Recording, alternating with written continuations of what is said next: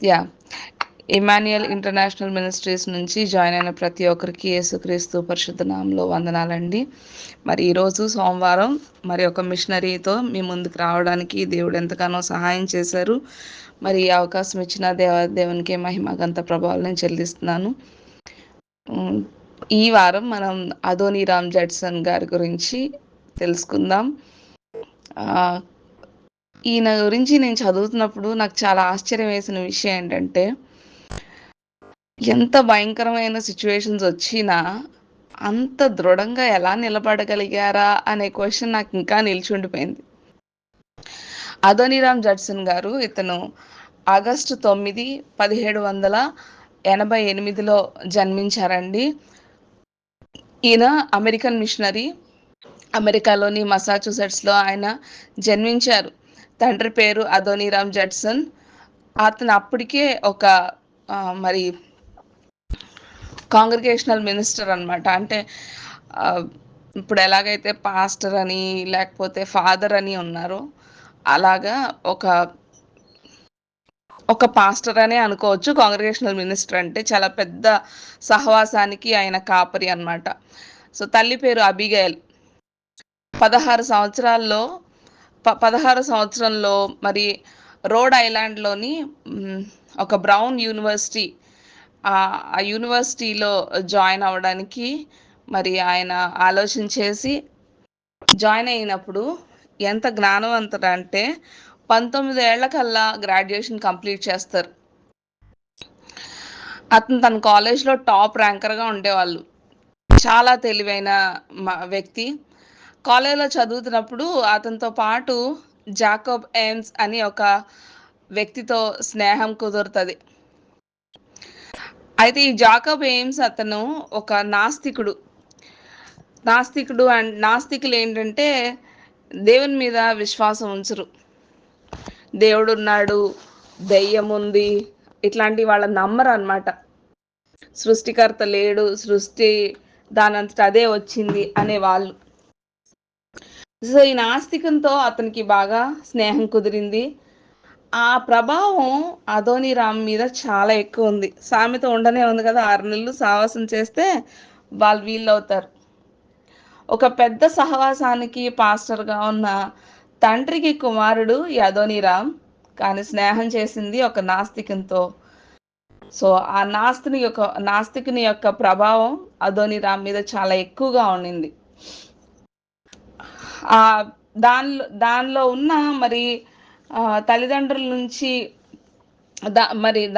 అతనితో స్నేహం చేసిన తర్వాత మరి తల్లిదండ్రుల పెంపకం ఏదైతే అప్పటి వరకు ఒక ఒక క్రమబద్ధమైన ఒక ఏమంటారు, ఒక క్రమశిక్షణతో కూడిన ఒక పెంపకం ఏదైతే ఉందో దాని నుంచి పక్కకి తొలగిపోయి ఫ్రెంచ్ ఫిలాసఫీని బాగా వంట పట్టించుకొని గ్రాడ్యుయేషన్ కంప్లీట్ అయిపోయిన తర్వాత మరి తను విడిగా వెళ్ళిపోయి ఒక స్కూల్ని ఓపెన్ చేసి ఇంగ్లీష్కి మ్యాథ్స్కి మరి టెక్స్ట్ బుక్ రాసి అప్పటికే ఆడపిల్లల్ని చదివించటం అంటే మరి ఇష్టం లేని సమాజంలో ఆడపిల్లల్ని ప్రోత్సహిస్తూ మీరు చదువుకోండి అని చెప్పి వాళ్ళకి అతను రాసిన టెక్స్ట్ బుక్స్ని ఉచితంగా ఇస్తూ ఆ స్కూల్లో ఒక టీచర్గా పనిచేసేవాడు.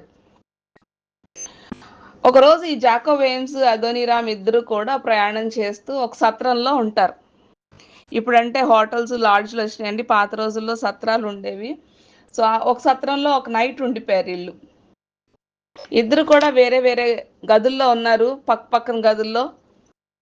అయితే ఆ రాత్రంతా కూడా అనారోగ్యంతో ఈ జాకబ్ ఎయిమ్స్ అనే అతను చాలా బాధతో, చాలా వేదంతో, ఏడుపుతో, మూలుగులతో మరి ఉన్నప్పుడు ఆ పక్క గదిలోనే ఉన్న అదోనీరామ్కి ఈ బాధ, ఆ మూలుగులు, ఆ ఏడుపు అదంతా వినపడుతూ ఉందంట.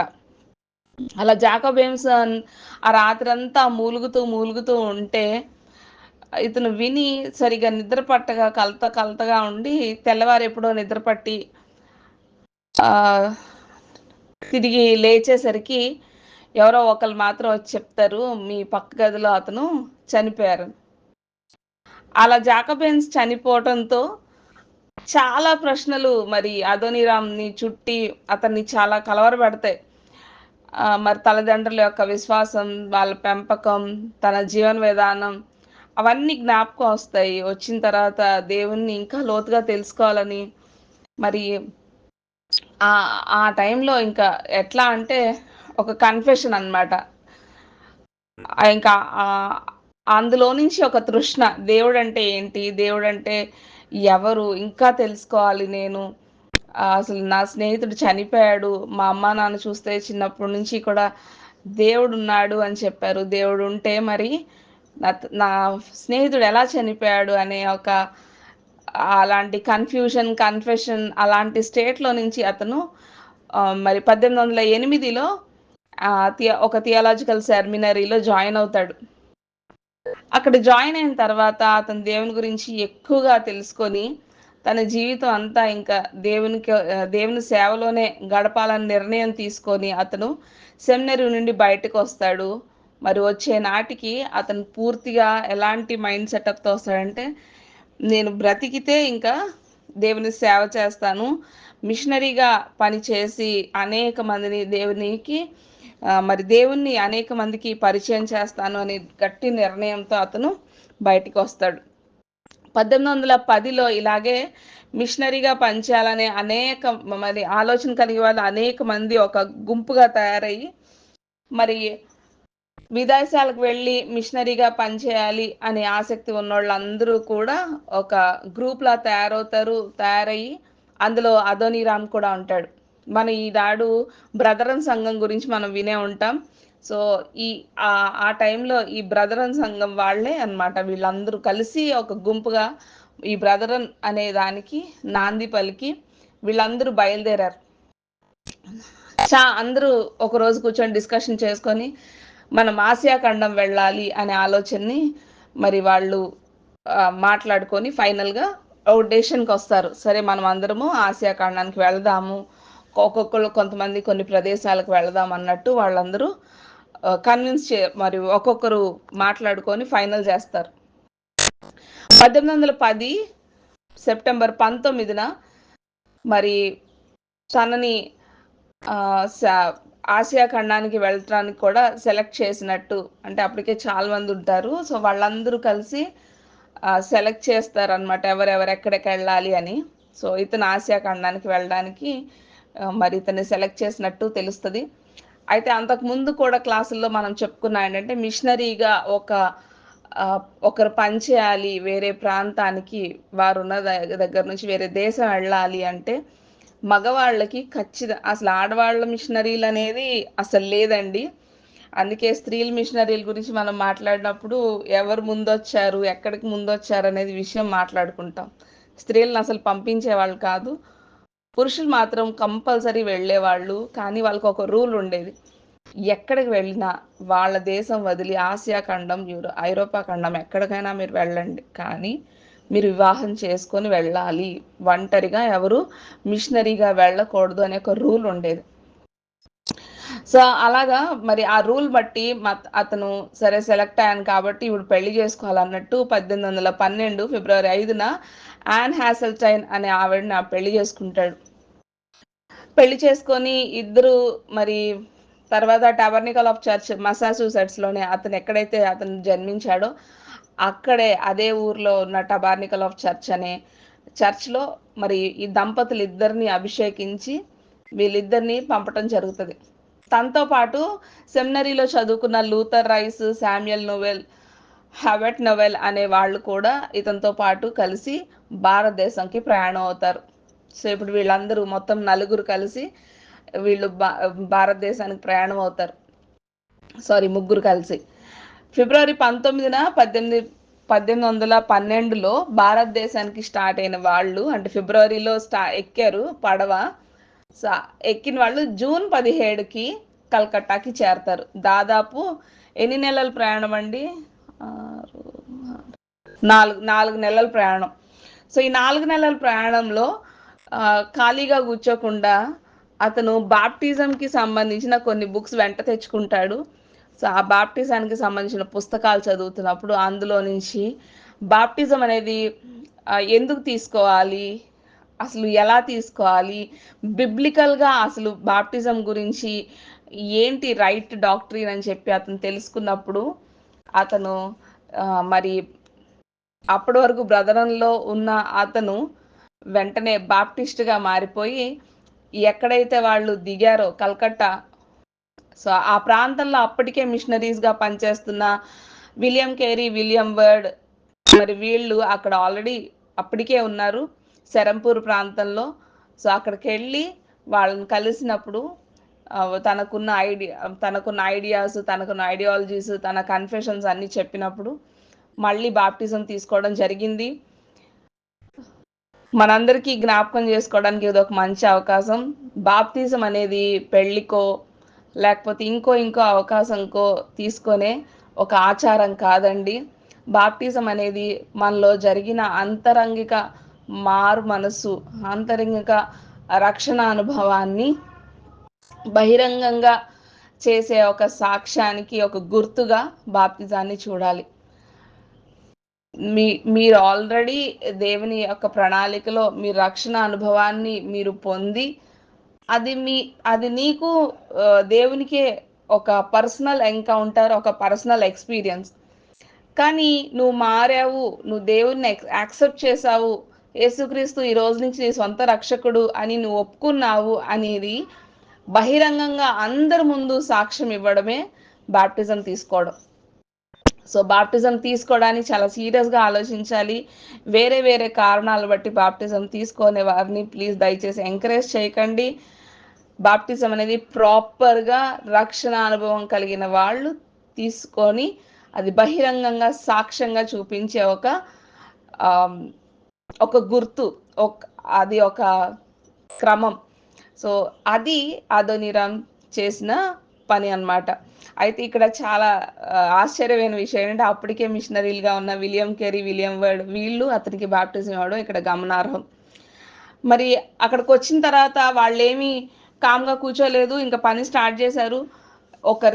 ఎప్పుడైనా వేరే దేశం వెళ్ళి అక్కడ వర్క్ స్టార్ట్ చేయాలి, మిషనరీలుగా పనిచేయాలంటే ఫస్ట్ వాళ్ళు చేసేది ఏంటంటే అక్కడున్న సోషలిక్ కండిషన్స్ ఏంటి, ఎకనామిక్ కండిషన్స్ ఏంటి, ఫినాన్షియల్ కండిషన్స్ ఏంటి, అకాడమిక్ కండిషన్స్ ఏంటి, ఇవన్నీ వాళ్ళు రీసెర్చ్ చేసుకోవాల్సిన బాధ్యత వాళ్ళదే. ఎక్కడున్నారో వాళ్ళకి అప్పటికే ఏమి ఒక నోట్స్ రెడీ చేసి ఎవ్వరు ఇవ్వరు, మీరు ఇక్కడికి వెళ్ళి మీరు వర్క్ చేయాలని ఎవరు అప్పచెప్పరు. సో అక్కడికి వెళ్ళిన తర్వాత వీళ్ళు రీసెర్చ్ వర్క్ స్టార్ట్ చేశారు. సో తన పర్యవేక్షణలో అప్పటికే అక్కడ రాజ్యం వెళ్తున్న, అంటే ఈ ఇండియా ప్రాంతాన్ని అప్పటికే రాజ్యం వెళ్తున్న వాళ్ళు ఎవరు అంటే బ్రిటిష్ అధికారులు. ఈ బ్రిటిష్ అధికారులకి అమెరికన్లు ఎక్కడి నుంచో వచ్చి ఈ హిందువుల మధ్యలో సువార్త చేయడం అస్సలు ఇష్టం ఉండేది కాదు. దీని గురించి అంతకుముందు కూడా మాట్లాడుకున్నాం. అస్సలు ఇష్టం ఉండేది కాదు. ఎలాంటి కండిషన్స్లో అప్పటికే భారతదేశం వాళ్ళు ఉన్నారో, మరి చాలా మూఢనమ్మకాలు, మరి అనేకమైన ఇల్లీగల్ పనులు చేస్తూ అదే జల్సాగా మరి బతికేస్తున్న రోజుల్లో మరి వర్గాలతో అంటే కులం పేరుతో, మతం పేరుతో విడదీసి మరి బాగా అణగదొక్కేస్తున్న దౌర్జన్యాలు జరుగుతున్నా, ఆడవాళ్లపై ఎంత హింసలు జరుగుతున్నా, లేకపోతే ఆడవాళ్ళని ఎంత అణగదొక్కేసిన, ఇలాంటి ఎన్ని కండిషన్స్ ఉంటే కూడా బ్రిటిష్ వాళ్ళు వాటిని కదిలించడానికి అసలు ఇష్టపడే వాళ్ళు కాదు. ఎందుకంటే వాళ్ళకి చదువు చెప్పి వాళ్ళల్లో ఒక చైతన్యం తీసుకొస్తే వీళ్ళు చేసే వ్యాపారాన్ని వాళ్ళు ఎక్కడ క్వశ్చన్ చేస్తారో, వీళ్ళు చేసే వ్యాపారాన్ని వాళ్ళు ఎక్కడ ఆపేయమని ఇక్కడి నుంచి పంపించేస్తారో అనే భయం కొద్దీ బ్రిటిష్ వాళ్ళు ఎప్పుడు కూడా ఇక్కడున్న ఆచారాల్ని, ఇక్కడున్న ప్రతి దాన్ని వాళ్ళు ప్రోత్సహిస్తూనే ముందుకెళ్ళారు, కానీ ఆపటానికి ఎక్కడ ప్రయత్నం చేయలేదు. ఎందుకంటే వాళ్ళకి వాళ్ళ వ్యాపారమే ఇంపార్టెంట్. సో ఎప్పుడైనా మిషనరీలు వచ్చి అక్కడ పనిచేస్తున్నారంటే మిషనరీలు వాళ్ళని అస్సలు ఎంకరేజ్ చేసేవాళ్ళు కాదు. ఎందుకంటే మిషనరీలు వస్తే ఫస్ట్ చేసేదేంటి, చదువు చెప్పటం, వైద్యం చేయటం, వాళ్ళల్లో ఉన్న మూఢనమ్మకాల్ని, వాళ్ళల్లో ఉన్న అనాచారాల్ని, దురాచారాలని అన్నింటినీ రూపుమాపటం, ఇదే వాళ్ళు ఫస్ట్ చేసే పని. కాబట్టి మిషనరీల్ని ఎంకరేజ్ చేసేవాళ్ళు కాదు. సో వీళ్ళకి ఇష్టం లేక ఎప్పుడూ కూడా మిషనరీల మీద వాళ్ళు ఒత్తిడి చాలా ఎక్కువగానే ఉండేది. సరే అప్పటికే ఇలాగా మిషనరీలుగా చేస్తున్న వాళ్ళు, అప్పటికే వీళ్ళు వచ్చిన వాళ్ళు అక్కడక్కడ ఉంటూ మరి కొంతమంది ఇంకా ఈ బ్రిటిష్ వాళ్ళ చేత మరి వాళ్ళు పడే ఆ బాధలు పడలేక అక్కడి నుంచి వేరే వేరే ప్రాంతాలకి వాళ్ళు మిషనరీలుగా మళ్ళీ అక్కడ భారతదేశం వదిలేసి వెళ్ళిపోవడం జరిగింది. అలాంటి క్రమంలోనే 1813లో అదోనీరామ్ కూడా బర్మాకి వెళ్ళిపోతాడు. ఆ రోజుల్లో ఎక్కువ భారతదేశం నుంచి ఎక్కువ మంది మరి పని చేసుకోవడానికి లేకపోతే వేరే వేరే పనులు మరి ఎక్కువ కొంచెం ఎక్కువ గడించాలి అంటే బర్మాకి వెళ్ళిపోయేవాళ్ళు.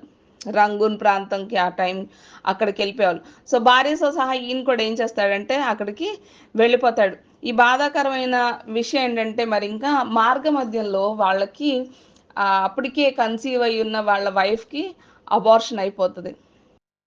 చాలా చాలా బాధ అనిపించింది నాకైతే. వాళ్ళు వచ్చింది ఏంటి, అసలు వచ్చిన పరిస్థితి ఏంటి, తిరిగి వెళ్ళిపోతుంది. అప్పటికే ఎన్ని కష్టాలు చూసుంటాడు. ఒక దగ్గరకు వచ్చి 4 నెలలు ప్రయాణం చేసి నేను దేవుని సేవ చేస్తానని వచ్చిన ఒక వ్యక్తికి అక్కడ ఎన్ని కష్టాలు ఎదురు కాకపోతే అతను వేరే ప్రాంతంకి వెళ్ళిపోవాలని ఆలోచిస్తాడు. తీరా వేరే ప్రాంతంకి వెళ్ళిపోయే దారిలో ఇంకొక ఇంకొక బాధ విషయం ఏంటంటే మరి అబార్షన్ అయిపోవడం. బర్మాకి వెళ్ళిపోయిన తర్వాత అదోనీరామ్ అక్కడ సువార్త చేయడం చాలా కష్టతరం అయిపోయింది. ఎందుకంటే అప్పటికే అతనికి బర్మా భాష అనేది రాదు.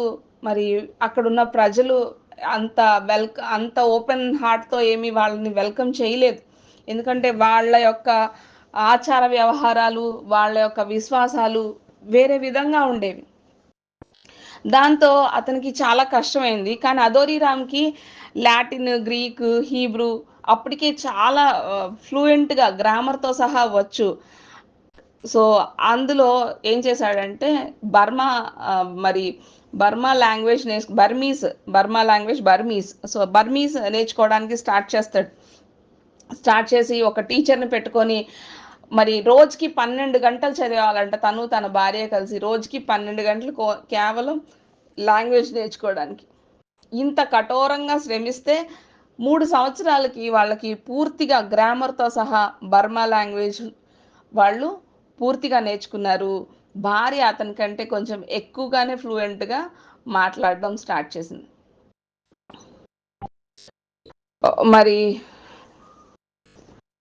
ఈ భాష నేర్చుకున్న సమయం అంతట్లో కూడా వాళ్ళు పూర్తిగా అమెరికా దేశంతో కానీ, యూరప్ దేశంతో కానీ ఎటువంటి కాంటాక్ట్స్ వాళ్ళకి లేకుండా పూర్తిగా ఐసోలేట్ అయిపోయారు. వాళ్ళు ఎక్కడున్నారు, ఏం చేస్తున్నారు అనే విషయాలు మిగతా ప్రపంచంతో వాళ్ళకి అన్ని అనుబంధ బాంధవ్యాలన్నీ కట్ అయిపోయి కేవలం ఒక భాష నేర్చుకోవడానికి అంతా కాన్సన్ట్రేట్ చేశారు. ఇలా నేర్చుకున్న తర్వాత అదోనీరామ్ ఫస్ట్‌గా ఒక బహిరంగ మీటింగ్‌ని ఏర్పాటు చేయడానికి ట్రై చేస్తాడు.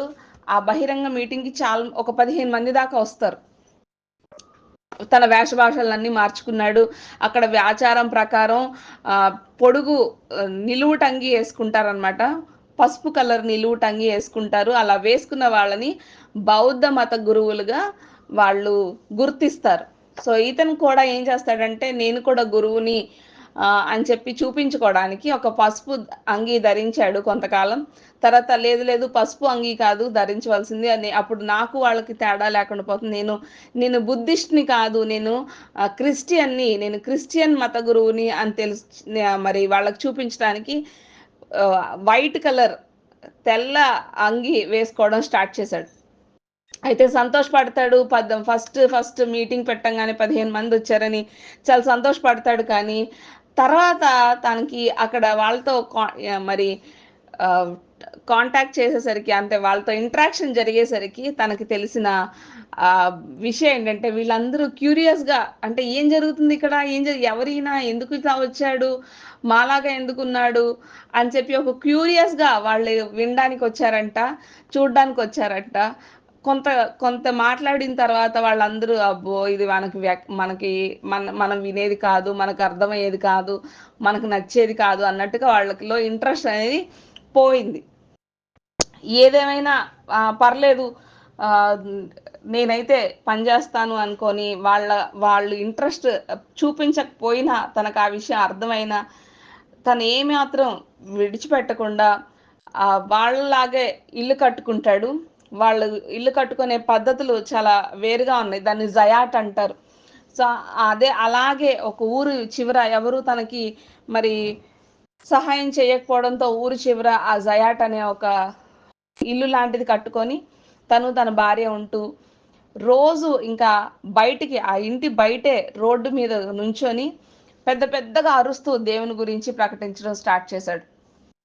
ఏమని అరిచేవాడంటే ఆ, ఓ జ్ఞానం గురించి దాహం కొన్న వారలారా, మీకు జ్ఞానం కావాలంటే నా మాటలు ఆలకించండి అన్నట్టు వాళ్ళని పిలుస్తూ వాళ్ళతో ఒక క్యూరియాసిటీ, ఒక ఒక క్వశ్చన్ మార్క్, ఏంటి జ్ఞానం కోసం ఆ తృష్ణ గొంతే ఇతను చెప్పేది వినాలా అనే ఒక క్వశ్చన్ మార్క్తో అతని దగ్గరికి వచ్చినప్పుడు అతను చెప్పడం, ఇట్లా కొంతకాలం గడిచేసరికి ఒక్క వ్యక్తి మరి అతను మారి అతని దగ్గర కన్ఫెస్ చేసుకుంటాడు.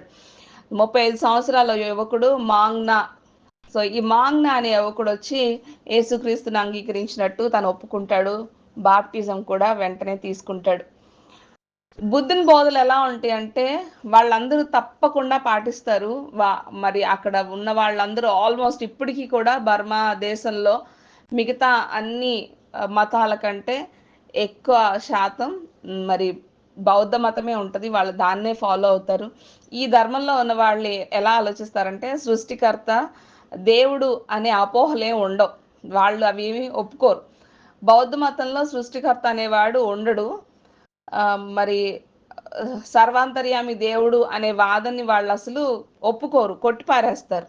సో ఇలాంటి నమ్మకాలు ఉన్న చోట బుద్ధుల మధ్యలో సర్వాంతర్యామి గురించి, సృష్టికర్త గురించి ప్రకటించడం అధోరేయంకి చాలా కష్టం అయ్యేది. కానీ అప్పటికే భాష పట్ల పట్టు సాధించిన యదోనీరామ్ కృంగిపోకుండా మతీ సువార్తని బర్మా భాషలోకి ట్రాన్స్లేట్ చేయడం స్టార్ట్ చేస్తాడు.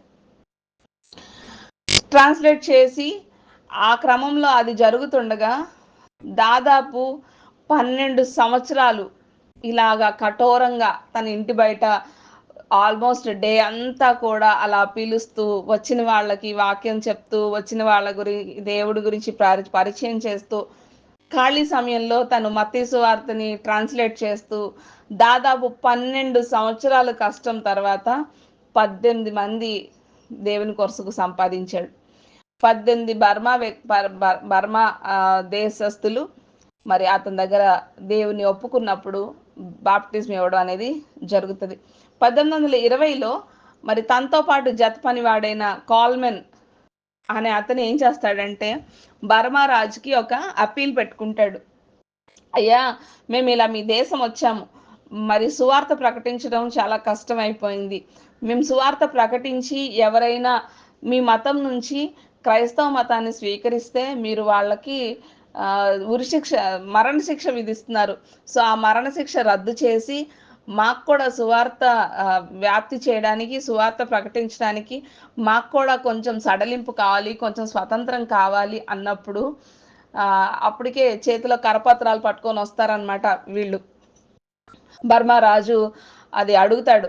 ఆ కరపత్రాలు అడిగి ఒక 2-3 లైన్లు చదవంగానే వాటిని విసిరేసి కోపంతో అరిచేసి మరి అక్కడున్న వాళ్ళకి ఆల్రెడీ అప్పటికే కొంతమందిని పట్టుకుంటారు. ఎవరైతే దేవుని ఒప్పుకున్నారో సో వాళ్ళకి మరణ శిక్ష వేయమని ఆర్డర్ చేస్తాడు. అలా చేయకపోవడంతో మరి బర్మా భాషలోకి అనువదించిన కరపత్రాలన్నీ పాడేస్తాడు. చాలా కష్టతరం అయిపోతుంది. కానీ బర్మా భాష అదోనీరామ్ కంటే కొంచెం ఎక్కువ ఫ్లూయెంట్గా నేర్చుకున్న అదోనీరామ్ భార్య అక్కడున్న రంగూన్ వైస్రాయ్ భార్యతో ఫ్రెండ్షిప్ చేయడం స్టార్ట్ చేస్తుంది. ఫ్రెండ్షిప్ చేయడం స్టార్ట్ చేసి అక్కడున్న కొంతమంది చదువురాని వర్కర్స్ అందరినీ గుర్తించి వాళ్ళతో ఆవిడ సహాయంతో వాళ్ళందరినీ ఒక పోగు చేసి వాళ్ళకి చదువు నేర్పిస్తూ మధ్య మధ్యలో దేవుని గురించిన మాటలు చెప్తూ అనేక మందికి సువార్త చెప్పింది. ఇలా కొంత జరుగుతున్నా కొంత జరగకపోయినా అనుకున్నంత రేంజ్లో సువార్త జరగట్లేదు అనే విషయం వాళ్ళని ఒక పక్కన కృంగతీస్తున్నా, ప్రాణానికి ముప్పని తెలిసినా వాళ్ళు అక్కడి నుంచి కదలకుండా దృఢమైన నిశ్చయంతో వాళ్ళు కంటిన్యూ చేస్తూనే ఉన్నారు. ఇది చాలా గుర్తుపెట్టుకోవాలి మనం. మరి చాలామంది స్త్రీలకి మరి పోగేసి, చాలామంది చదువురాని వాళ్ళని పోగేసి అలాగా నేర్పిస్తున్న క్రమంలో 1817లో సెరంపూర్ నుంచి ఒక మంచి విషయం జరుగుతది. అక్కడి నుంచి జార్జ్ హౌ అనే అమెరికన్ మిషనరీ విలియం కేరీ వాళ్ళ దగ్గర నుంచి ఒక ముద్రణ యంత్రాన్ని పట్టుకొని అతను వీళ్ళున్న ప్రదేశానికి రావడం. సో, బర్మా భాష అప్పటికే బాగా నేర్చుకున్న అదోనీరామ్ దగ్గర ఆ బర్మా అక్షరాలు అవన్నీ పోగు చేసి వాటిని తయారు చేసి మొత్తానికి వీళ్ళు ఒక ముద్రణ యంత్రాన్ని యూజ్ చేసి ఇప్పుడు కరపత్రాల్ని ప్రింట్ చేయడం స్టార్ట్ చేశారు. ఈ జార్జ్ హౌ అనే అతను మరి ఈ యొక్క అదోనీరామ్‌తో కలిసి కరపత్రాలు ముద్రించడం స్టార్ట్ అయింది. ఇదిలాగుంటే మరి 1824లో మరి ఇంగ్లీష్ వాళ్ళు బర్మా వారి మధ్యలో ఒక భయంకరమైన యుద్ధం స్టార్ట్ అయింది. ఇది ఎలా అయిపోయిందంటే పుండు మీద కారం చల్లినట్టు అయిపోయింది పాపం అదోనీరామ్‌కి. అప్పటికే కష్టంగా జరుగుతున్న సువార్త అనుకున్నంత ఫాస్ట్‌గా అవ్వట్లేదు. అనుకున్నంతగా ముందుకు వెళ్ళలేని టైంలో కరపత్రాలు స్టార్ట్ చేసి, కరపత్రాలు ముద్రించి వీళ్ళు అంతకు ముందు కంటే కొంచెం ఎక్కువ పని చేయడానికి స్టార్ట్ చేశారు. స్టార్ట్ చేసిన కొంతకాలానికే ఈ యుద్ధం వచ్చింది. ఈ యుద్ధంలో ఏమైపోయిందంటే ఇంగ్లీష్ మాట్లాడే అమెరికన్లందరినీ ఎవరెవరికి యుద్ధం స్టార్ట్ అయింది? బ్రిటన్ దేశానికి, బర్మా వాళ్ళకి మధ్యలో యుద్ధం స్టార్ట్ అయింది. సో, ఈ బర్మా దేశస్థులు కొంతమంది అప్పుడు వీళ్ళెవరో తెలియని వాళ్ళు ఈ ఇంగ్లీష్ మాట్లాడే అమెరికన్లందరినీ కూడా వీళ్ళు గూఢాచారులు, వీళ్ళు మన దేశానికి స్పై చేయడానికొచ్చారు అని చెప్పి కొంతమందిని అనుమానించిన వాళ్ళని పట్టుకొని జైల్లో వేస్తే ఆ పట్టుకున్నోళ్ళల్లో అదోనీరామ్ కూడా ఉండడం బాధాకరం. చాలా క్రూరంగా భార్య ముందే తన్ని మరి సంకెళ్ళేసి, బొండాలతో బిగించి, నగ్నం చేసేసి, భయంకరంగా హింసించి, ఈడ్చుకుంటూ తన భార్య ముందే తన్ని తీసుకొని వెళ్ళిపోయి జైల్లో ఏస్తారు. 17 నెలలు జైల్లో ఉన్న తర్వాత అదోనీరామ్ విడుదలవుతాడు. అదోనీరామ్ విడుదలై బయటకొచ్చిన తర్వాత తన భార్య అయిన యాన్ హాసెల్టైన్ తన డైరీలో రాసుకున్న మాట వింటే చాలా ఆశ్చర్యమేస్తది. ఈ యుద్ధం వల్ల ఏదన్నా ఒక మేలు జరిగింది అంటే, ఒక మంచి జరిగింది. ఏం జరిగింది అంటే, ఎక్కడెక్కడికైతే సువార్త చేరలేదో, చేరని ప్రాంతాలు ఇంకా ఉన్నాయో, అక్కడికి సైతం సువార్త అందటానికి బ్రిటిష్ ప్రభుత్వం వారు చాలా సహాయం పడ్డారు. ఈ యుద్ధం ఆ ఆ విధంగా చాలా సహాయమే చేసింది అని తన డైరీలో రాసుకుంది. ఎంత అద్ అంటే దేవుడి మీద ఎంత అచంచలమైన విశ్వాసం ఉంటే ఈ లైన్ ఆవిడ ఆ డైరీలో రాయగలదు. భర్తని తన కళ్ళ ముందు హింసించి జైల్లో చెయ్య చెయ్యని నేరానికి జైల్లో వేసి భయంకరమైన హింసించిన తర్వాత భర్త విడుదలై వస్తే ఓకే, దేవానికి స్తోత్రం, నా భర్తను నాకు ఇచ్చా అనుకోవడం అది అది ఒక పద్ధతి. కానీ ఈ యుద్ధం వల్ల ఒక మేలు జరిగింది అని రాసుకోవడం చాలా అచంచలమైన విశ్వాసం. దానికి ఒక గుర్తు. 1826 అక్టోబర్ 24న యాన్ హాసెల్టైన్ బర్మాలోనే ఆవిడ నిద్రించింది. ఈ అదోనీరామ్‌ని కారన్ అపోజల్ అని కూడా అంటారు. ఈ కారన్ జాతి వాళ్ళకి ఈయన అపోస్తులుగా పిలువబడ్డాడు అని చాలా మంది నమ్ముతారు. టిబెటో బర్మా అనే ఒక పురాతనమైన ఆటవిక జాతికి చెందిన ప్రజలే ఈ కారన్ ప్రజలు. వీళ్ళు ఎక్కువగా అడవుల్లో ఉంటూ మరి వేట వాళ్ళ వృత్తిగా, వేటే వాళ్ళ ఫుడ్‌కి ఒక బే నా ఏమంటారు? వాళ్ళు భోజనం చేయాలి, వాళ్ళు గడించాలి, తినడానికి వాళ్ళేమన్నా సంపాదించుకోవాలంటే వాళ్ళకున్న మెయిన్ ప్రొఫెషన్ ఏంటంటే వేటే. వేటాడే బ్రతికేవాళ్ళు. వీళ్ళు ఇతర దేశాలతో, ఇతర మనుషులతో వాళ్ళకేమి సంబంధాలు లేకుండా వాళ్ళు చాలా ఐసోలేట్‌గా వాళ్ళ జాతి మాత్రమే ఉండేవాళ్ళు. వాళ్ళెవరూ కలిసేవాళ్ళు కాదు, కలవనిచ్చేవాళ్ళు కాదు. మీకు బాగా అర్థం అవ్వాలంటే అండమాన్‌లో అంతకుముందు ఒకసారి ఒక మిషనరీ వస్తే కొంతమంది బాణాలేసి చంపేశారు. మీకు గుర్తుందండి? సో, అలాగా వీళ్ళు కూడా వాళ్ళ వాళ్ళ జాతిలోనికి ఎవరిని రానివ్వరు. బయట ప్రపంచంతో వాళ్ళకేమి కనెక్షన్స్ ఉండవు. సో, అలాంటి ప్రజల దగ్గరికి ఫస్ట్ ఎళ్ళిన ఎవరైనా ఒకళ్ళు ఉన్నారు వెళ్ళిన వాళ్ళంటే ఎవరో కాదు, మన అదోనీరామ్ జడ్సనే వెళ్ళాడు. ఎలా వెళ్తాడు అంటే కోతా బ్యూ అనే ఒక అతను, ఇతను ఒక బానిసగా మరి బర్మా దేశం ప్రభుత్వం అతన్ని బంధించి ఉంచితే అతన్ని విముక్తిని చేసి అతనికి కట్టాల్సిన వెల చెల్లించి ఆయన ఒక అంటే రుణ బానిస అని రాశారు. నాకు కరెక్ట్‌గా దాని గురించి అంటే అప్పుడున్న ఎకనామికల్ కండిషన్స్‌లో నుంచి దాని మీనింగ్ వెతకడానికి నాకు అవ్వలేదు. కానీ నాకు అక్కడ రాసింది మాత్రం అర్థమైంది ఏంటంటే, అతను బర్మా దేశం యొక్క ప్రభుత్వం చేతిలో అతను బానిసగా అతన్ని బంధించి ఉంచినప్పుడు అతనికి ఎంతైతే వెల చెల్లించాలో అది జడ్సన్ చెల్లించి తన ప్రజల్లోకి తనని కలపడానికి తీసుకెళ్ళినప్పుడు ఇతనితో పాటు అతను వెళ్తాడు. అక్కడికెళ్ళిన తర్వాత అక్కడ పరిస్థితులు అవి చూస్తే వాళ్ళు మాట్లాడే భాషకి అసలు బర్మా భాషకి ఏమీ సంబంధమే లేదు. అంత డిఫరెంట్ లాంగ్వేజ్. మాట్లాడేది అదే. బట్ స్లాంగ్ మాత్రం చాలా డిఫరెంట్. ఏం అర్థమయ్యట్లేదు. ఏం మాట్లాడడానికి కష్టమైపోతుంది. కానీ ఈ యొక్క కోతాబ్యూ అనే అతని యొక్క సహాయంతో అతను మాట్లాడిన బర్మా భాషని అక్కడున్న ప్రజలతో ట్రాన్స్‌లేట్ చేయించి, అతని ద్వారానే ట్రాన్స్‌లేట్ చేయించి చెప్పడం స్టార్ట్ చేశాడు. ఇలా జరుగుతున్న టైంలో ఈ యొక్క సువార్త ప్రకటన వినే వాళ్ళకే కాదు, ఈ కోతాబ్యూకి కూడా కొత్త విషయాలు, దేవుని యొక్క విషయాలు విన్నప్పుడు అతను ఫస్ట్ కన్ఫెస్ చేస్తాడు. నేను యేసుక్రీస్తుని నా సొంత రక్షకునిగా అంగీకరిస్తున్నాను అని చెప్పి అతను తన జీవితాన్ని దేవునికి మరి అంకితం చేసినప్పుడు బాప్టిజం అడుగుతాడు. బాప్టిజం కూడా ఇస్తాడు. ఇతని ద్వారా చాలా పరిచర్య జరుగుతుంది.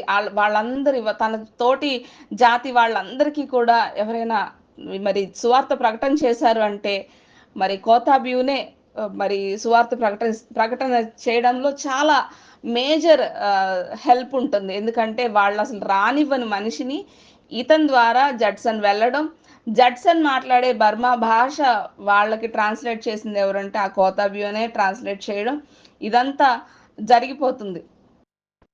అప్పటికే వీళ్ళు కొంతమంది ఇలాగ కూడుకొని జరుగుతున్న దరిమిలా అక్కడికి ఇంకొక మిషనరీ దంపతులు పని చేయడానికి రావడం జరుగుతుంది. ఈ మిషనరీ అప్పటికే తన భార్యని కోల్పోయి ఉన్నాడు. ఈ మిషనరీ దంపతులు వస్తారు. ఈ మిషనరీ దంపతులకి వీళ్ళందరూ పరిచయం అవుతారు. వీళ్ళు ఒక వేలో వీళ్ళు తన పని స్టార్ట్ చేస్తారు. వాళ్ళ పేర్లు ఏంటంటే జార్జ్ బ్రాడ్మెన్, సారా బ్రాడ్మెన్. సో వీళ్ళు ఈ కోతాబ్యూతో కలిసి పనికి ముందుకెళ్ళిపోతుంటే అనుకోని విధంగా తన భార్య వియోగంతో తను ఒక డిప్రెషన్లోకి వెళ్ళిపోయి, జడ్సన్ గారు డిప్రెషన్లోకి వెళ్ళిపోయి, పులులు ఎక్కువగా తిరిగే ప్రాంతం మరి సల్వీన్ అనే నదీ ప్రాంతంలో ఆయన తిరుగుతూ ఆ అడవుల్లోనే తిరుగుతూ ఒంటరిగా తిరుగుతూ ఎవరితో కలవడానికి ఇష్టం లేకుండా ఉండిన టైంలో ఆయనంట ఈ యొక్క కృంగుదలలో ఈ యొక్క డిప్రెషన్లో ఇంకా నేను ఏమన్నా చెయ్యాలి, నా జీవితానికి ఒక ధ్యేయం అంటే ఏమైనా ఉంది అంటే నేను ఒక మత్తయి సువార్తనే కాదు పూర్తి బైబిల్ని బర్మా భాషలోకి అనువదించాలి అని పూనుకున్నాడంట. సాధారణంగా సినిమాలు చూపించేది ఏంటండి, ఎవరైనా డిప్రెషన్లోకి వెళ్ళిపోగానే అప్పటి వరకు ఏం అలవాట్లు లేని వాళ్ళు ఏవేవో అలవాట్లు చేసుకుంటారు కదా అవి మార్చుకోవడానికి. అరే డిప్రెషన్లో ఉన్నోళ్ళు ఇంకేమన్నా నెగిటివ్గానే చేయాలా? జడ్సన్ చూడండి డిప్రెషన్లో ఉండి నా జీవిత ధ్యేయం ఏదైనా ఉంటే నేను బైబిల్ని మార్చడమే నా జీవిత ధ్యేయం అనుకున్నాడంట. హౌ వండర్ కదా అసలు. అలాగా మార్చడానికి పూనుకున్న ఈ అదోనీరామ్ ఫైనల్ గా 24 సంవత్సరాల నిర్విరామ కృషితో టోటల్ బైబిల్ని ట్రాన్స్లేట్ చేస్తాడు. ఇది ఇలా జరుగుతూ ఒక పక్కన ఇతను ఇలా జరుగుతుంటే ఇంకొక పక్కన ఈ జార్జ్ బ్రాడ్మెన్, సారా బ్రాడ్మెన్ వాళ్ళు చేసిన పరిచర్యలో భాగంగా వాళ్ళు దాదాపు 100కి పైగా మరి అక్కడున్న క్యారన్ ప్రజలకి సువార్త చేసి 100కి పైగా విశ్వాసాలను సంపాదిస్తారు. కానీ ఆ అటవీ ప్రాంతంలో ఉండే వాతావరణం లేకపోతే అక్కడున్న ఈ దోమలు ఇవన్నిటి వల్ల మరి సంథింగ్ జార్జ్ బ్రాడ్మెన్ కి హెల్త్ పాడయ్యి అతను చనిపోతాడు. ఒంటరిగా ఉన్న ఈ సారా బ్రాడ్మెన్ ఇంకా అంటే ఇది అన్యులు విని లేకపోతే దేవుడంటే విశ్వాసం లేనోళ్ళు వింటే ఇంక పని లేదు కాబట్టి వాళ్ళిద్దరు పెళ్లి చేసుకున్నారా లేకపోతే వాళ్ళిద్దరు తప్పు చేసి లోకానికి పెళ్లి అనేది చూపించారా అనే మాటలు మాట్లాడుకోవచ్చు కానీ అక్కడున్న కండిషన్స్ ఒకసారి ఆలోచించండి. వీళ్ళు క్యారన్ ప్రజలతో ఉన్నారు. క్యారన్ ప్రజలు బయట దేశస్తులతో ఎలాంటి కాంటాక్ట్స్ ఉంచుకోరు. సో అక్కడున్న వీళ్ళు వాళ్ళ దేశంలో వాళ్ళతో పాటు ఉన్నారంటే వీళ్ళు కూడా కంపల్సరీ వేరే దేశం ప్రజలతో కంపల్సరీ కాంటాక్ట్స్ అనేది కట్ చేసుకోవాల్సిందే. అక్కడున్న వాళ్ళతో వీళ్ళు మింగిల్ అవ్వాలంటే అక్కడున్న వాళ్ళతో వీళ్ళు పాటించాల్సిందే. సో బయట ప్రపంచంతో కట్ అయిపోతుంది. ఇప్పుడు సారా బ్రాడ్‌మ్యాన్ ని జడ్సన్ గారు వివాహం చేసుకుంటారు. వివాహం చేసుకొని వీళ్ళు 8 మందిని సంతానం మరి పొందుకుంటే అందులో 5 మందే బ్రతకటం చాలా బాధాకరమైన విషయం. 1850లో తర్వాత ఈ సారా బ్రాడ్‌మ్యాన్ చనిపోతారు. ఎమిలీ ఎమిలీ ఒక్క నిమిషం అండి పేరు చూస్తాను. ఎమిలీ చబక్ అనే ఆవిడని పెళ్లి చేసుకుంటాడు. సో ఆవిడ తర్వాత 1850లో అదోనీరామ్ గారికే ఊపిరితిత్తులకు సంబంధించిన ఒక భయంకరమైన వ్యాధి రావడం, అది బాగా ముదిరి తన 61 ఏట తనున్న ప్రాంతం నుంచి బంగాళాఖాతంలో ఒక పడవ ప్రయాణం చేస్తూ ఉండగా తను ప్రభువునందు నిద్రిస్తాడు. ఇదన్నిటికీ అంటే ముందు నేను అసలు పర్సనల్ లైఫ్ గురించి అసలు చెప్పలేదు. సో పర్సనల్ లైఫ్ గురించి చిన్న మాట చెప్పడానికి నేను ఇష్టపడుతున్నాను. చాలా బాధ వేసింది. ఆ పర్సనల్ లైఫ్ చూసే నాకు చాలా బాధ అనిపించింది. దేవుని కొరకు చాలా అచంచితంగా పనిచేసి మరి చాలా బాధలో కూడా అతను దేవుని పనే చేయడానికి పూనుకొని అదే ధ్యేయంగా నిలిచిన మనిషికి బ్యాక్గ్రౌండ్లో ఏం జరుగుతుందో తెలుసా అండి? ఆనా హాసెల్టైన్ని పెళ్లి చేసుకున్న తర్వాత ఇందాక మనం చెప్పుకున్నాం పడవలో మరి గర్భస్రావం అయిపోయింది, అబార్షన్ అయిపోయిందని. అది చాలా బాధ కదండి. ఫస్ట్ చైల్డ్ని పోగొట్టుకోవడం అనేది చాలా బాధ. ఎమోషనల్గా చాలా హర్ట్ అయిపోతారు. సో 1813లో అది జరుగుతుంది. 1814లో రాజర్ విలియం జడ్సన్ అని ఒక బాబు పుడతాడు. బాబు 2 వారాలే బ్రతుకుతాడు. నవంబర్ 11వ తారీఖున బ్రతికిన అతను నవంబర్ 13న చనిపోతాడు. సారీ 2 వారాలకి చనిపోతాడు. మారియా ఎలిజబెత్ బటర్వర్త్ జడ్సన్ ఒక ఆడపిల్ల పుట్టింది ఆనా హాసెల్టైన్కే. కరెక్ట్గా 2 సంవత్సరాలు బ్రతుకుతుందండి. 2 సంవత్సరాలు చిచి 2 సంవత్సరాలు బ్రతుకుతుంది. తర్వాత సారావెల్ బ్రాడ్‌మ్యాన్ ని పెళ్లి చేసుకున్న తర్వాత సారావెల్కి మొత్తం 8 మంది సంతానం కలుగుతారు. Abigail Ann Judson, Adoniram Judson Junior, Elnathan Judson. ఈ ముగ్గురు పుట్టిన తర్వాత 1839లో హెన్రీ జడ్సన్ అని ఒక బాబు పుడతాడు. వీళ్ళు ముగ్గురు బ్రతుకుతారండి. అబిగైల్, అదోనీరామ్ జూనియర్, ఎల్నాథన్ జడ్సన్ వీళ్ళు ముగ్గురు బ్రతుకుతారు. వాళ్ళ పెద్దవాళ్ళు అయిన వరకు వాళ్ళు బ్రతికారు. తర్వాత పుట్టిన హెన్రీ జడ్సన్ 2 సంవత్సరాలకు చనిపోతాడు. 39లో హెన్రీ జడ్సన్ పుడితే 41లో చనిపోతాడు. ఈ 39కి 41కి మధ్యలో 40లో మళ్ళీ ఒక బేబీ గర్భంలోనే చనిపోవడం జరుగుతుంది. సో తర్వాత ఇంకొక బాబు పుడితే ముందు హెన్రీ జడ్సన్ 2 సంవత్సరాలకు చనిపోయాడు కదా. సో అతన్ని జ్ఞాపకం చేసుకుంటూ ఈ పుట్టిన బేబీకి హెన్రీ జడ్సన్ అనే పేరు పెడతారు. కానీ పేరు పెట్టిన తర్వాత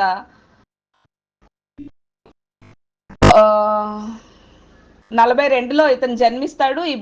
ఈ బాబు కూడా పెద్దవాడయ్యే వరకు జీవించాడు. తర్వాత చార్లెస్ జడ్సన్ సారావెల్కే పుడతాడు. చార్లెస్ జడ్సన్ కూడా 2 సంవత్సరాలే బ్రతుకుతాడు, చనిపోతాడు.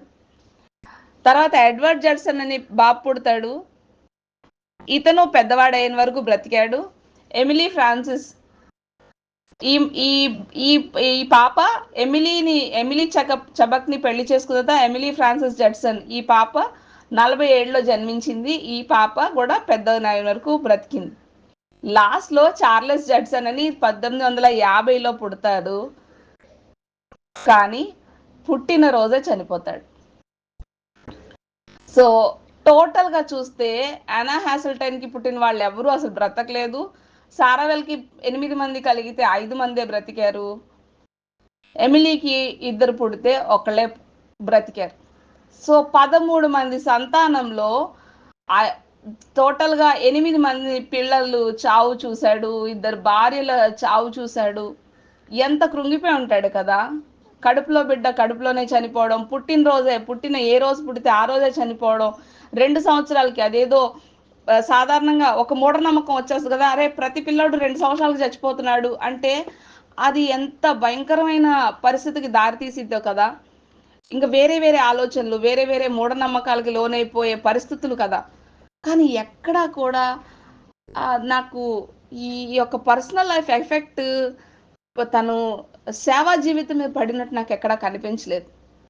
నేనైతే చాలా షేక్ అయిపోయాను. ఇంతమంది చావులు చూసిన తర్వాత అదోనీరామ్ ఫుల్ బైబిల్ ఎలా ట్రాన్స్లేట్ చేయగలిగాడు?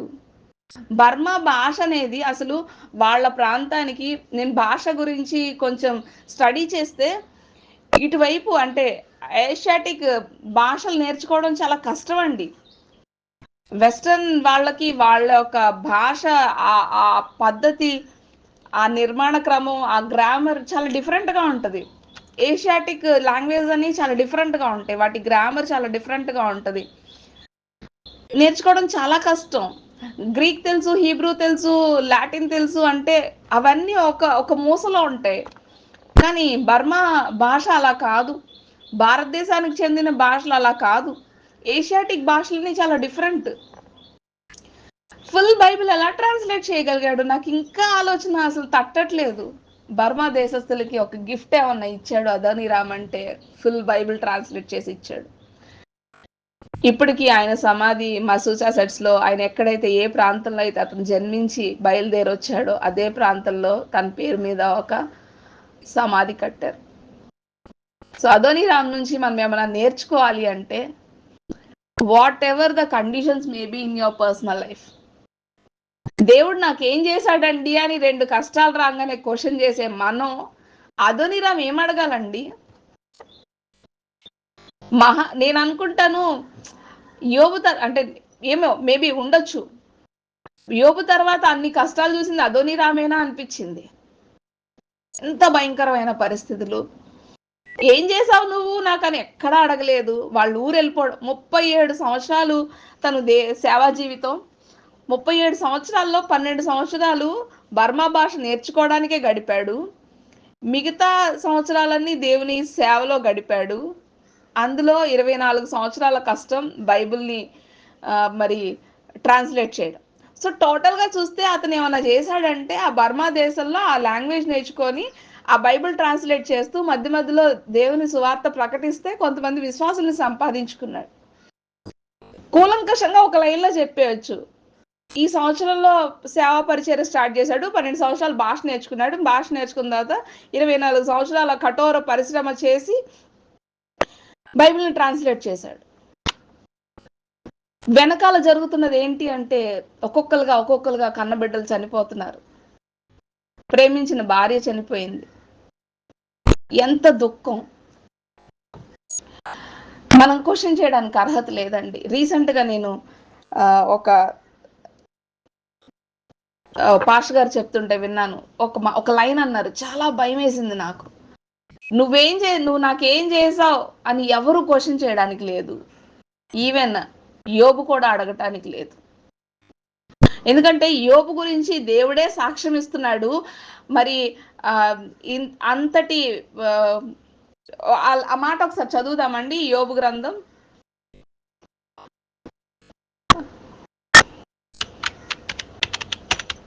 1 minute, నేను అది చెప్తానండి.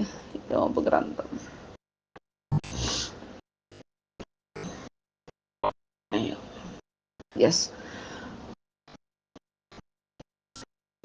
ఒక్క నిమిషం నేను ఓపెన్ చేస్తున్నానండి, మీకు చెప్తాను.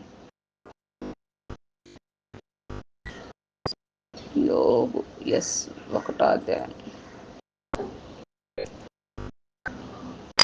ఇక్కడ చూడండి, ఫస్ట్ లైనే, ఊజు దేశం నందు యోబు అని ఒక మనుషుడు, అతడు యథార్థవంతుడు, న్యాయవంతుడునై దేవుని యందు భయభక్తులు కలిగి చెడుతనమును విసర్జించిన వాడు. ఎవరు సాక్ష్యం ఇస్తున్నారు? దేవుడే సాక్ష్యం ఇస్తున్నాడు ఏమని? చెడుతనం విసర్జించాడు, దేవుని యందు భయభక్తులు కలిగి ఉన్నాడు, న్యాయవంతుడై ఉన్నాడు, న్యాయం తప్ప వేరే అన్యాయాలు ఎవ్వరికి అన్యాయం చేయలేదు, యథార్థంగా బ్రతికాడు అని దేవుడే సాక్ష్యం ఇచ్చిన యోబు కూడా తన కష్టాలను బట్టి నువ్వు నాకేం చేసావు అని అడగకూడదంట. మనం ఎంతటి వారం? మనం అసలు ఫేస్ చేసిన కష్టాలేనా? మనకున్న అసలు కష్టాలేనా? అసలు కంపేర్ చేస్తే, యోబుతో కంపేర్ చేస్తే యోబు నవ్వుతాడేమో, అదోనీరామ్ జడ్సన్ కూడా రేపు నవ్వుతాడేమో. మీకు వచ్చింది కష్టాలా? నేను చూడు ఎంతమందిని పోగొట్టుకున్నాను అంటే మనం ఎక్కడ పెట్టాలి? దేవునితో మన సంబంధ బాంధవ్యం ఎలా ఉండాలంటే, మన పర్సనల్ లైఫ్లో ఏదైతే జరుగుతుందో అది దేవునికి మనకి మధ్యలో ఉన్న కనెక్షన్ మీద ఎఫెక్ట్ పడకూడదు. అలా పడేలా ఉంటే మనం నిజంగా దేవుని నమ్మలేదేమో, దేవుని మీద విశ్వాసం పెట్టలేదేమో. అదే అసలు ఆ మాటే నిజమేమో, విశ్వాసం పెట్టలేదనే మాటే నిజమేమో. ఎందుకంటే దేవుని మీద విశ్వాసం కలిగిన వాళ్ళం మనం అచంచలంగా పనిచేసే వారిగా ఉండాలి, అచంచలంగా కదలని వారంగా. మనకి ఎవరైనా ఒకరు ఎగ్జాంపుల్ ఉన్నారంటే ఇదిగోండి, బైబిల్ నుంచి యోబు ఉంటే హిస్టరీలోంచి అదోనీరామ్ ఉన్నాడు. ఒకవేళ భారతదేశం వచ్చి అనేక మంది మిషనరీలు ఇక్కడ చేశారు కదండి, అప్పుడు కూడా వాళ్ళు కూడా బ్రిటిష్ ప్రభుత్వం ఉన్నప్పుడే చేశారు. మరి వాళ్ళు ఉన్నారు, ఇతను పారిపోయాడంటే పారిపోలేదండి. బర్మా దేశానికి ఒక అపోస్తలుడుగా ఇతను వెళ్ళాడు. కారన్ ప్రజలకి, అప్పటి వరకు కారన్ ప్రజలు బయట వాళ్ళని ఎవరిని రానివ్వని అలాంటి ఒక జాతికి ఇతను వెళ్ళి సువార్త చేయడానికి, బర్మా దేశానికి పూర్తి బైబిల్ అందడానికి నియమించబడిన వాడే వెళ్ళాడు అని నేను అంటాను. సో అదోనీరాముని చూసి ఈరోజు మనం ధైర్యం తెచ్చుకుందాం. మనకున్న కష్టాలు కాదు. ఒక భక్తుడు అన్నాడంట, నేను పేరు మర్చిపోయాను, ఒక భక్తుడు అన్నాడంట, నాకు ఆల్రెడీ దేవుడు చేయవలసిన ఒక బిగ్ ప్లానింగ్ ఏంటంటే నాకు నిత్యత్వం కావాలి, నాకు అదే గ్రేటెస్ట్ నీడ్, నాకు అన్నిటికంటే ఎక్కువ అవసరత ఉంది అంటే అది నిత్యత్వం ఒక అవసరం. దేవుడు దాన్ని తీర్చేశాడు. తన కుమారుణ్ణి పంపించి ఆ శిలువలో బలియాగమై నేను చెల్లించవలసిన వెలంతా చెల్లించేసి నాకు నిత్యత్వాన్ని ఇచ్చేశాడు. ఇంక ఈ లోకంలో నేను బ్రతికినంత కాలం నాకేమి ఇవ్వకపోయినా పర్వాలేదు, నాకు ఆరోగ్యం ఇవ్వకపోయినా పర్వాలేదు, నాకు దీవెనలు ఇవ్వకపోయినా పర్వాలేదు, ఈ మెటీరియలిస్టిక్ ఈ లోక సంబంధమైన విషయాలు వీటిలో కూడా నన్ను దీవించకపోయినా పర్వాలేదు, ఎందుకంటే అన్నిటికంటే గొప్ప అవసరత ఏదుందో అది తీరిపోయింది నాకు అన్నాడంట. సో మనం కూడా ఇక్కడున్న ఈ యొక్క లోక సంబంధమైన అవసరాల కోసం లేకపోతే ఆ దీవెనల కోసం ఎదురు చూసే వారం కాకుండా అట్లీస్ట్ ఈ రోజు నుంచి ట్రై చేద్దాం. మనం కూడా మనలాంటి వాళ్ళే, యోబ్ మనలాంటి వాడే, అదోనీరామ్ మనలాంటి వాడే, ఇప్పుడు ఈ మాట చెప్పిన భక్తుడు ఎవరైతే ఉన్నారో అతను కూడా మనలాంటి వాళ్ళే. వాళ్ళకు కూడా భార్య పిల్లలు ఉన్నారు, వాళ్ళకు కూడా ఈ సొసైటీ ఏమి మంచిగా లేదు. ఎందుకంటే వాక్యమే చెప్తుంది, దేవునితో స్నేహం చేస్తే లోకంతో మనం వైరం కలిగి ఉంటాం. ఈ లోకంతో స్నేహం చేసి ఇక్కడున్న ఒక 80 సంవత్సరాలు 100 సంవత్సరాలు హ్యాపీగా బతికేసే కంటే మరి నిత్యత్వంలో యుగ యుగాలు దేవునితో స్నేహం చేసి ఈ లోకంలో వైరం వచ్చినా పర్లేదు, ఈ 100 సంవత్సరాలు కష్టాలు పడతాను కానీ నిత్యత్వంలో దేవునితో నేను సంతోషిస్తాను అనుకొని మనం ఇక్కడి వాటిని త్యజించి నిత్యత్వానికై మన కన్నులు గురి నిలిపి దేవుని మీద విశ్వాసం, ఎలాంటి విశ్వాసం అంటే కదలని విశ్వాసం. పర్సనల్ లైఫ్లో ఏం జరిగిపోయినా మన విశ్వాసం కదలడానికి వీల్లేదు. అంతటి విశ్వాసంతో ముందుకు కొనసాగిపోదాం. బ్రతికిన కొన్నాళ్ళు మన ఫౌండేషన్ వేసుకుందాం, దేవుని గురించి ప్రకటిద్దాం. మహా అయితే ఏమవుతుంది? మహా అయితే నలుగురు మారుతారు, అంతే, ఏం లేదు. సో విన్న మాటలు బట్టి ప్రార్థన చేసుకుందాం.